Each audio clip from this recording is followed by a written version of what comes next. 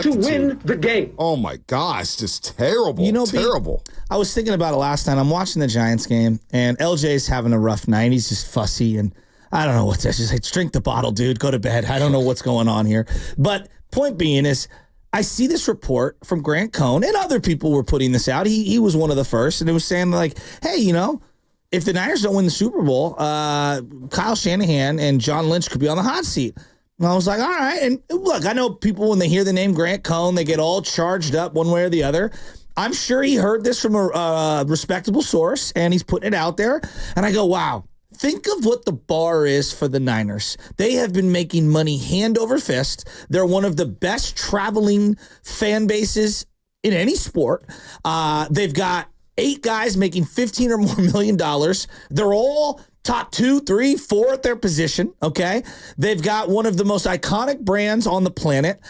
Everyone wants to be a part of their fan base. They win every year. Okay, they haven't won the big one. That is definitely something that frustrates a lot of people. Even me, not to cut you off, but just to jump in for a second.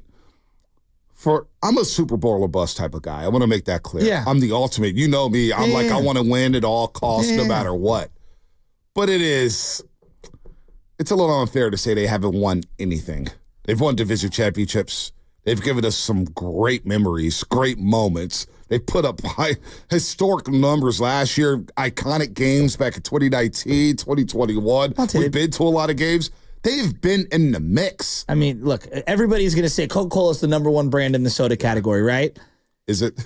Well, it's just, I mean, I know. I have like that's the Chiefs, I do like right? some Coca-Cola. You can make a lot of money being Pepsi. Yeah, all right, you can. I would rather be Coke, but it's not like Pepsi isn't profitable too. You know what I mean? And wildly successful. Only one team gets to be the champs every year. No right? doubt. Like I always look at the Braves, right? And I say to myself, like, okay, would I rather be the Marlins and win 2 championships over a 30-year period and then be literally dog poop every other year, or would I rather be the Braves? I'd probably rather be the Braves. Yeah. But now the Braves had the 1 championship for a long time. Right? Now they have 2, and they've been in the mix, and they have premium players. Absolutely. And so, like, I'm looking at what's going on with the Niners, and I do think that there's some, not that heads are going to roll, but like, there's got to be some squeeze here. Hey, if I'm going to give all this guaranteed money, I would like to hoist the Lombardi. I get that. I do. But then I look at the Giants, and I'm like, they are touting, this is last night, touting Bryce Eldridge getting, risen promoted to AA. Yeah. And I go to myself, the most exciting player on the San Francisco Giants is 2 levels below the major leagues. With Stein, we're doing a crossover. We're doing a crossover with Steiny and Guru. And Steiny asked you, I'll never forget this. He asked you, what's the most exciting aspect of the Giants? And you said Bryce Eldridge. And I go, a guy in single A. You're excited about a guy in single A. Now, but it a couple hit me years last ago, night watching the broadcast. I was like, they're literally pumping this guy up. I go, this isn't good enough. No, well, again, Kyle Harrison's on the mound. Oh, poor guy. And I heard about Kyle Harrison, and listen. He's just not good enough yet. I'm debating on whether to go to De La Salle this Friday, or, because they play Sarah High School this Friday. Where at? Or at De La Salle in Concord. Or, what time's that I can game wait. at? It's about 7:30. But they also want to go to that. But 2 weeks from now, they play at St. Francis in Mountain View, which will make the commute a little bit easier for your boy. And that's the 19th or 20th? No, that's the 13th. That's the 13th. Okay. So anyway, I don't want to go there. I don't want to be bashing Kyle Harrison, because those are his old stomping grounds. Yeah, we're rooting for him. But Bonte, the reality is, he was touted, Shasky, from a lot of people. This guy's ready to roll. Lefty, flamethrower. He's a can't-miss prospect, blah, blah, blah, blah, blah. This guy, if he's not pitching against the Colorado Rockies, I don't know what I'm getting from him.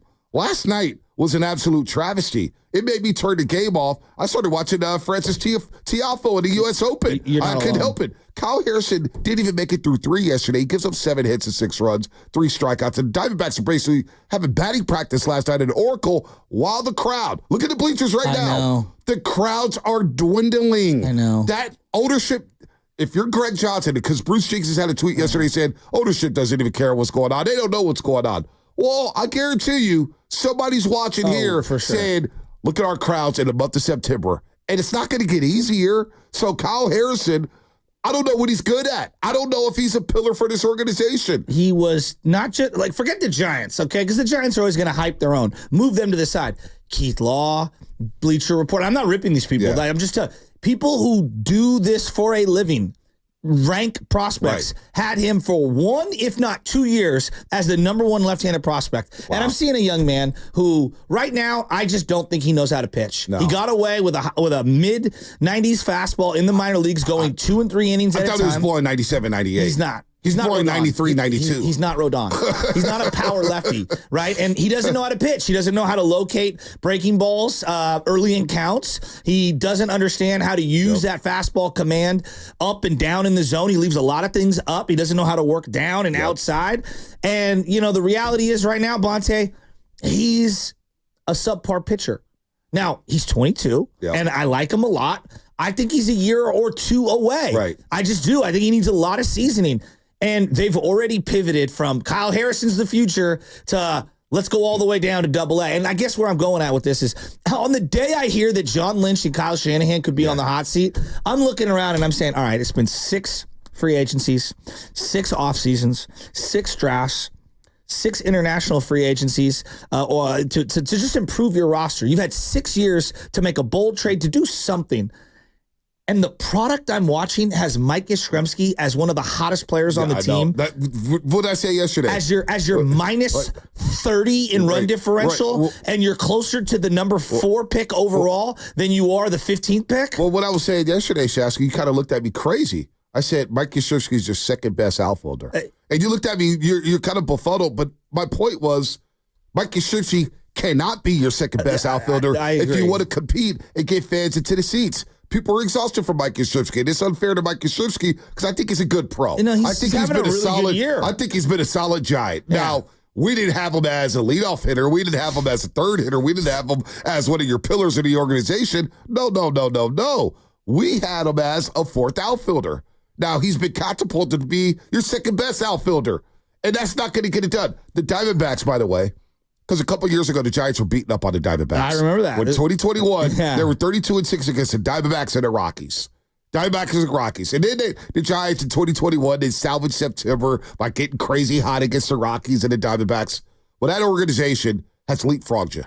You're the 4th. I mean, there's no doubt about it. The 4th best team in your own division, the 4th best organization. The Dodgers, Padres, and Diamondbacks are in a different world than you right now. Now, it's one thing for the Dodgers to be up there in a different stratosphere, but you can't allow the Padres and the Diamondbacks to leapfrog you in this division. And so when it comes to Kyle Harrison, again, I go back to the crossover with Mark Willard. He's like, I'm like, trade him for Shohei for half a year. But I was convinced that, wow, we may have something here. But the fact is, they didn't stretch this guy out in the minor leagues. They only allowed him to pitch 3 or 4 innings. And so now we're expecting him to go 5 and 6 in the majors. In his first full year, he's tanked. Birdsong's tanked. I know. This team is tanked. Meanwhile, Alex Cobb is throwing gems in Cleveland. Who would have saw that coming? I don't know, me. So, you know, my biggest issue with Farhan, I have a lot of issues with Farhan. But you look at the way he yo-yos these guys up and down from Sacramento. And he's been doing it. Matos, Luciano, Schmidt, Tyrell Strutter's a pro. He's having a bad year. He is. But he's yo-yoing this guy. And like baseball, and I learned this from fantasy baseball, you know, because there's you a get consistency impatient. factor. Well, you got to have patience. Yes. Guys are going to slump. Guys are going to hit. Guys are going to go through bumps and flow. You know, they're going to go through speed bumps at times, and it's going to be a roller coaster ride. But you have to stay the course. Farhan's trigger finger let me not use that now. Let me take that I know one what you back. mean. You know what I mean? But he's so quick to just yo-yo a guy back down to Sacramento, or yo-yo a guy out of the lineup, or yo-yo a guy. It's just, oh, wait, today you're going to bat second? Tomorrow you're going to bat 7th. Monte, they've been more dedicated to getting Michael Conforto at bats than any of their young players. If Ramos didn't get the opportunity due to the Jung-Hoo Lee injury, we would never get a chance to see what he is. No, I know. It's wild. And we don't even know who Jung-Hoo Lee is. Well, I was telling Sam, if you ask me right now, keep him or trade him, I'm like, I would try to trade him in a heartbeat. This guy's getting $16 million next year and then $23 million the next 2 years after that, and we have no idea who he is. Is he a speed guy? Well, I saw him steal 2 bases and get caught stealing 3 times. Is he an on-base percentage guy? His on-base percentage was 681. And I guess to me, a very key aspect to where the Giants are at. Oh, they grind back into that game last night. It's the 8th inning. And then I watched Corbin Carroll go the other way, okay, with a beautiful base hit down the line. A young player who struggled for 2 months, 3 months, and they stuck with him. Yeah. Okay, they stuck with him, and the average is starting to climb. He's got like 18, 19 he's jacks. Like 235 now. Yeah, whatever. Yeah. But he goes the other way. Then he steals second base because you can't hold runners on. No. And you don't have any speed. And then he steals third base. And then a little, sac fly, and boom, they get that insurance run. That, to me, is the difference for all these good teams right now. The speed, the athleticism, the ability to get an insurance run out of nothing. When was the last time a Giant stole multiple bases I don't know. and someone executed with him at third base and they drove that run in? I don't know because... It's been decades. I've been begging for speed. You have a park where you can let the speed show. If you get athletic players, we're looking at Busch Stadium and the old Cardinals lineups back. Remember when Matt's offense about 2 months ago? They played beautifully to that turf. We can have this at Oracle Park if you can't attract power hitters. If power hitters don't want to come here, okay, how do I pivot? Because God forbid we blame the ballpark once again for the ballpark this and the ballpark that. How can it be justified as one of the most beautiful ballparks in all of baseball, and yet you can't get players? We have a regime problem. We have a manager like Bob Melvin. I don't even know how to assess him. Who's calling the shots? Does he run the bullpen? What's going on here? Well, I'll tell you, you know what they need? We'll get like. We got to get this out with the Giants. This is bad. Well, every day we should spend at least about 20 minutes on them just to show how much of a dumpster fire they are while we go here and go crazy over the 49ers for losing Super Bowls. And the Golden State Warriors have hung 4 banners. And I hear people say, well, Steve Kerr's not that good of a coach. Joe Lacob doesn't want to win. High-level games year after year. They're obsessed with winning. 5 years in, you're talking about Harrison. 5 years in, we've been hearing about Luciano. They put him at second base. He makes 2 of the worst errors. Oh, my God. Now, I don't even know if he gets a throw off on one of them, but the guy's got a brick for a glove. And you know what? That's a disrespect because I know a lot of people who can catch and play infield with a ping pong paddle, Matt Williams being one of them, the great Marine. Yeah. The kid has no position. No. He has not hit a ball into the warning track in his entirety of his Major League Baseball career. Encarnacion, who came out of the Mexican League, has more power than him. So here's where I'm at. Did he strike out 3-4 times yesterday? Yeah, he's not good. He's not that good. But when the Warriors brought in Jerry West, okay? When they brought in Jerry West, it wasn't about Jerry West running the show. Yeah. It was about, wow, you're so lacking credibility. You need to bring someone in who everyone respects. Yep. The fan base respects. Yep. Other organizations respect. The players respect. Yep. You're about winning. When the Niners brought in John Lynch, it was like, wow, you're bringing in someone who has a Hall of Fame pedigree, never done the job before, unlike Jerry West, never done the job. But there was a level of class and respect and credibility that he commanded. Well, remember the intel on John Lynch. He had worked with the Denver Broncos organization. He studied around John Elway. He sat in their front office meetings. He sat in their draft combine meetings and then kind of learned the game. And then with the broadcasting, and that's where Pete Carroll goes, the broadcast meeting was a little strange. He was asking me questions that really wasn't typical of a broadcast meeting, and a couple weeks later, he's taking the 49ers GM job. But the Giants need that right now, and I'm not going to lose my mind over anything. Well, they brought Buster Posey in for that. No, Bonte, I'm telling you, you need to get someone, because Buster only knows the Giants organization. They need to go outside the organization. Yeah. They need to hire Theo Epstein, not to run the team, because he's probably not going to do it. Give him whatever amount of money. You just gave John Julio $100 million. Yeah. Give him whatever amount of money he needs and say, Theo, we need you to help lead us in this search. Yep. You with Buster Posey. I would even call up Will Clark. I would call up all the luminaries of the organization.